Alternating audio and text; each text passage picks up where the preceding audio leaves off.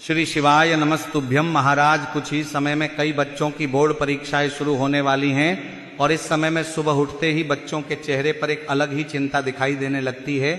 माता पिता के मन में हल्की सी घबराहट रहती है, खासकर जब बच्चों की 5वीं, 8वीं, 10वीं और 12वीं की बोर्ड परीक्षाएं पास आती हैं तो बच्चों के साथ साथ माता पिता भी तनाव में आ जाते हैं।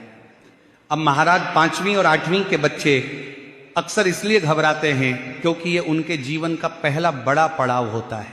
उन्हें लगता है कि अब पढ़ाई बहुत कठिन हो गई है, अब उनसे ज्यादा उम्मीदें रखी जा रही हैं। वहीं 10वीं और 12वीं के बच्चों पर तो समाज, रिश्तेदार और खुद परिवार का दबाव और भी ज्यादा होता है। कोई कहता है 10वीं से भविष्य तय होता है, कोई कहता है 12वीं में अच्छे नंबर नहीं आए तो आगे रास्ता मुश्किल हो जाएगा। ऐसे में बच्चे चाह कर भी शांत नहीं रह पाते हैं। लेकिन महाराज, एक बात हमें हमेशा याद रखनी चाहिए कि परीक्षा केवल ज्ञान की परीक्षा होती है, व्यक्ति की कीमत तय करने का पैमाना नहीं होती है। फिर भी मनुष्य का स्वभाव है, वह डरता है, सोचता है, परेशान होता है। खासकर बच्चे जिनका मन बहुत कोमल होता है वे छोटी छोटी बातों को भी बहुत बड़ा बना लेते हैं। कई बच्चे तो रात रात भर ठीक से सो भी नहीं पाते, किताब सामने होती है लेकिन मन कहीं और भटकता रहता है। ऐसे समय में मेहनत के साथ साथ मन को शांत रखना बहुत जरूरी होता है। पढ़ाई जितनी जरूरी है उतना ही जरूरी है आत्मविश्वास। और आत्मविश्वास तब आता है जब मन में भरोसा हो, जब अंदर से यह आवाज आए कि मैंने अपनी पूरी कोशिश की है। इसीलिए महाराज, आज हम ऐसे उपायों के बारे में जानेंगे जो विशेष रूप से ऐसे बच्चों के लिए होंगे जो किसी भी बोर्ड परीक्षा को देने वाले हैं। अब महाराज, यहां पर एक बात बहुत साफ समझनी चाहिए। कोई भी उपाय, कोई भी प्रार्थना, कोई भी पूजा तभी फल देती है जब उसके साथ मेहनत जुड़ी हो। अगर बच्चा बिल्कुल पढ़ाई न करे और सिर्फ उपाय के भरोसे परीक्षा देने चला जाए तो ऐसा नहीं है कि चमत्कार हो जाएगा। लेकिन अगर बच्चा मन लगाकर पढ़ाई कर रहा है, अपनी पूरी कोशिश कर रहा है और उसके साथ साथ ईश्वर से प्रार्थना भी कर रहा है तो उसका मन मजबूत होता है, डर कम होता है और वही मन उसे परीक्षा में अच्छा करने की शक्ति देता है। ऐसे में 5वीं और 8वीं के बच्चों के लिए सबसे बड़ी जरूरत होती है डर को दूर करना। उन्हें यह समझाना जरूरी होता है कि यह परीक्षा उनके जीवन का अंत नहीं है बल्कि एक सीख है। वहीं 10वीं और 12वीं के बच्चों के लिए तनाव थोड़ा अलग होता है। उन्हें भविष्य, करियर, कॉलेज, नौकरी जैसी चीजें परेशान करती हैं। ऐसे में भगवान शिव की भक्ति और उनसे जुड़ी साधारण प्रार्थनाएं बच्चों के मन को स्थिर करने में बहुत मदद करती हैं।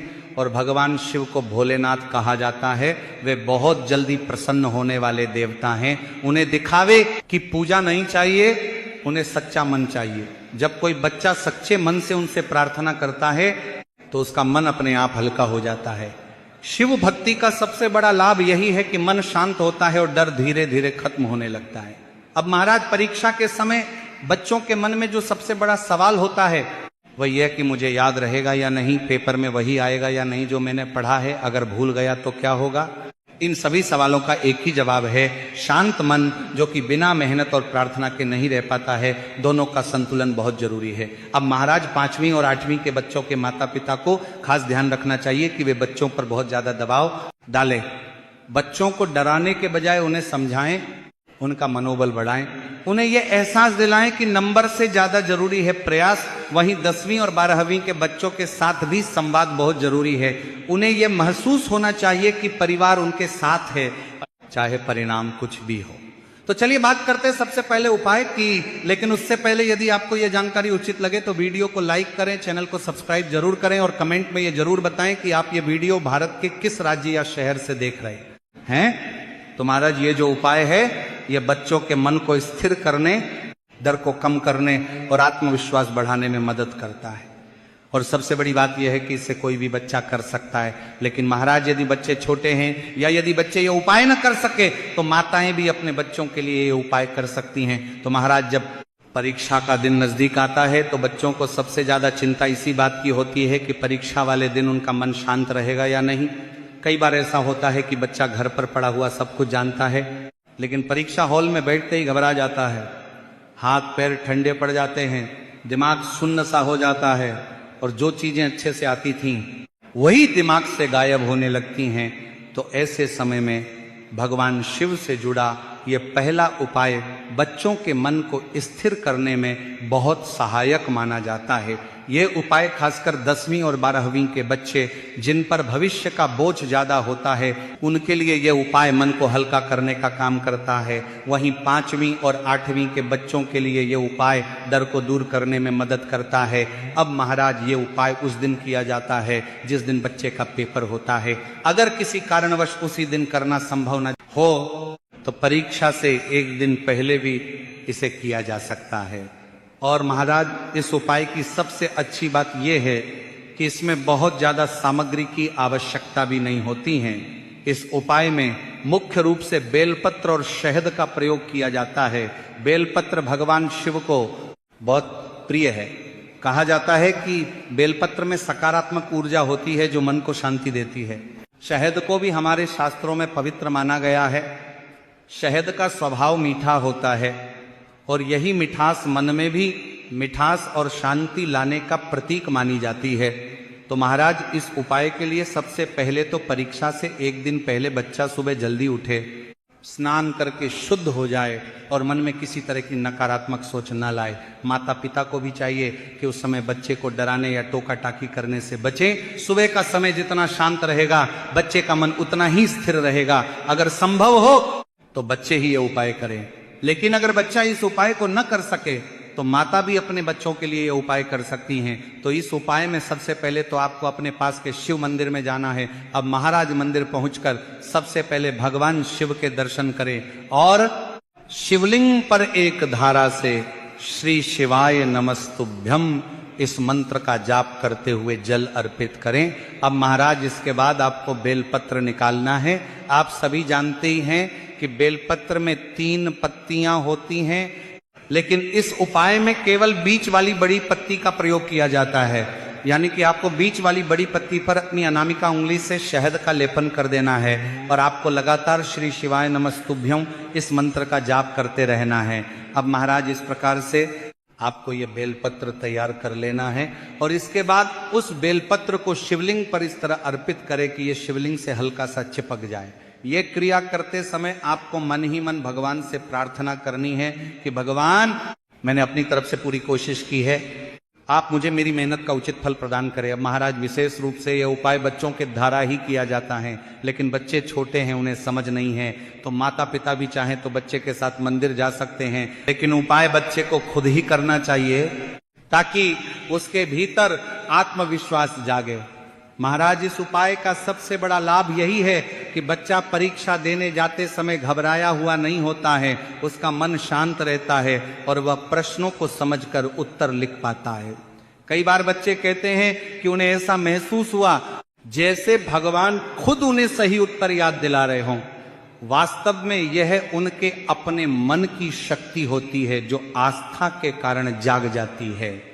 अब महाराज हम उस दूसरे उपाय की बात करते हैं जो खास तौर पर उन बच्चों के लिए है जो परीक्षा वाले दिन मंदिर नहीं जा पाते या जिनके पास समय बहुत कम होता है। कई बार ऐसा होता है कि पेपर सुबह बहुत जल्दी होता है, बाहर जाना संभव नहीं होता, या फिर बच्चे हॉस्टल में रहते हैं, किराए के कमरे में रहते हैं या किसी दूसरे शहर में पढ़ाई कर रहे होते हैं। ऐसे बच्चों के लिए यह उपाय घर पर ही किया जाने वाला एक सरल और सहज उपाय है। ये उपाय खास तौर पर बच्चों के डर और घबराहट को कम करने के लिए बताया जाता है। 5वीं और 8वीं के बच्चों में अक्सर ये देखा गया है कि वे परीक्षा से पहले बहुत ज्यादा डर जाते हैं। वहीं 10वीं और 12वीं के बच्चे डर के साथ साथ भविष्य की चिंता भी अपने मन में बैठा लेते हैं। ऐसे में यह उपाय मन को स्थिर करने में मदद करता है। अब महाराज इस उपाय में बहुत ज्यादा चीजों की जरूरत नहीं होती। इसमें सिर्फ 2 काली मिर्च का प्रयोग किया जाता है। काली मिर्च को हमारे यहाँ नकारात्मक ऊर्जा को दूर करने का प्रतीक माना जाता है। इस उपाय को परीक्षा वाले दिन ही करना होता है।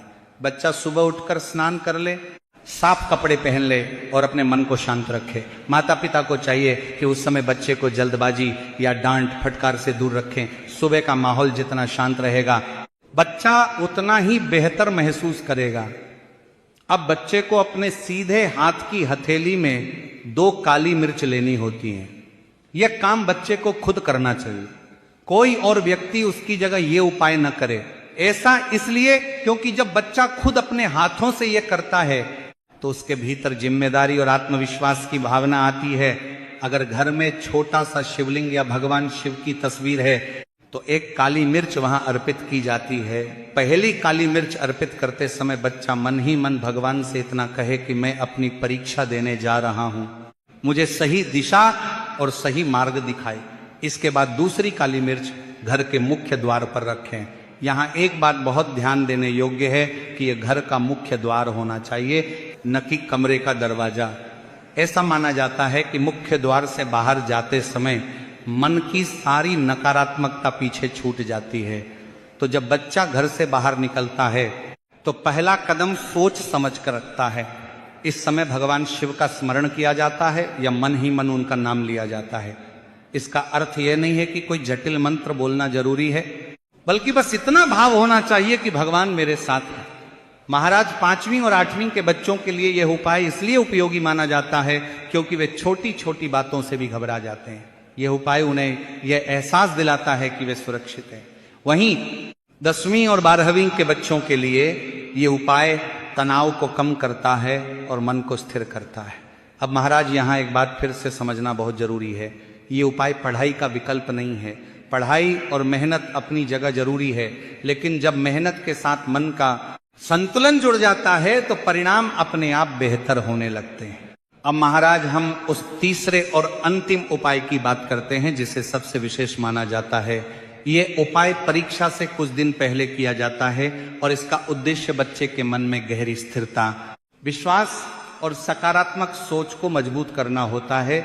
यह उपाय खास तौर पर 10वीं और 12वीं के बच्चों के लिए बहुत उपयोगी माना जाता है क्योंकि इन्हीं कक्षाओं में भविष्य को लेकर सबसे ज्यादा दबाव होता है। लेकिन 5वीं और 8वीं के बच्चे भी इसे अपने माता पिता के साथ कर सकते हैं। ये उपाय प्रदोष व्रत के दिन किया जाता है। प्रदोष का दिन भगवान शिव को बहुत प्रिय माना जाता है। कहा जाता है कि इस दिन की गई छोटी सी प्रार्थना भी मन पर गहरा प्रभाव डालती है। तो महाराज इस उपाय में जब भी किसी बच्चे का एग्जाम नजदीक हो तो माता पिता को चाहिए कि वे देख लें कि परीक्षा से पहले कौन सा प्रदोष व्रत पड़ रहा है। उसी दिन शाम के समय यह उपाय किया जाता है क्योंकि प्रदोष की तिथि पर प्रदोष काल का विशेष महत्व होता है। तो महाराज इस उपाय में आपको 2 बेलपत्र और थोड़ा सा लाल चंदन लेना होगा। बेलपत्र भगवान शिव को अर्पित किया जाता है और लाल चंदन मन की शुद्धता और एकाग्रता का प्रतीक माना जाता है। बच्चा साफ मन और शांत भाव के साथ यह उपाय करता है। अगर बच्चा छोटा है, जैसे 5वीं या 8वीं में पढ़ रहा है, तो माता पिता उसका मार्गदर्शन कर सकते हैं, लेकिन भावना बच्चे की ही होनी चाहिए। तो महाराज शाम के समय शिव मंदिर जाकर या घर में शिवलिंग के सामने बैठकर भी यह उपाय किया जा सकता है। तो सबसे पहले तो आपको दोनों बेलपत्रों के चिकने भाग पर हल्का सा लाल चंदन लगा लेना है। इसके बाद दोनों बेलपत्रों को एक साथ अपने सीधे हाथ में रखे और दोनों बेलपत्रों को सबसे पहले तो आपको शिवलिंग पर, जहां माता अशोक सुंदरी जी का स्थान होता है, वहां पर आपको स्पर्श कराना है। फिर इसके बाद आपको इन दोनों बेलपत्र को भगवान शिव के शिवलिंग पर स्पर्श करवाना है और अंत में इन दोनों ही बेलपत्र को आपको शिवलिंग के सामने जो नंदी बाबा होते हैं और उनका जो उठा हुआ पैर होता है, वहां पर आपको अपनी कामना को कहकर के दोनों बेलपत्र को एक साथ समर्पित कर देना है। क्योंकि महाराज नंदी बाबा को भगवान शिव का सबसे बड़ा भक्त माना जाता है। ऐसा कहा जाता है कि जो भी सच्ची भावना से नंदी बाबा के पास अपनी बात रखता है वह भगवान शिव तक जरूर पहुंचती है। अब महाराज इसके बाद घर आकर या मंदिर से निकलकर थोड़े से हरे मूंग के दाने आपको नंदी महाराज को या गौ माता को खिला देने हैं। मात्र थोड़े से अधिक नहीं खिलाना है, क्योंकि महाराज जब मन में करुणा आती है तो अहंकार और डर अपने आप कम होने लगते हैं। यही संतुलन बच्चे के मन को हल्का करता है। और महाराज इन उपायों के साथ बच्चों को अपनी मेहनत पूरी रखनी है, मेहनत में कमी बिल्कुल भी नहीं रखना है, क्योंकि जो व्यक्ति मेहनत करता है भगवान भी उन्हीं का साथ देते हैं। क्योंकि यदि आप सोच लेंगे कि बस उपाय कर लेने मात्र से ही हम पास हो जाएंगे, तो महाराज आपको इन उपायों के साथ साथ अपनी मेहनत भी जारी रखना है, तभी जाकर के भगवान का आशीर्वाद आपको अपने मेहनत के अनुसार अवश्य प्राप्त होगा। तो यदि आपको ये जानकारी उचित लगी हो तो वीडियो को लाइक करें, चैनल को सब्सक्राइब करें और कमेंट में ओम नमः शिवाय या हर हर महादेव जरूर लिखें।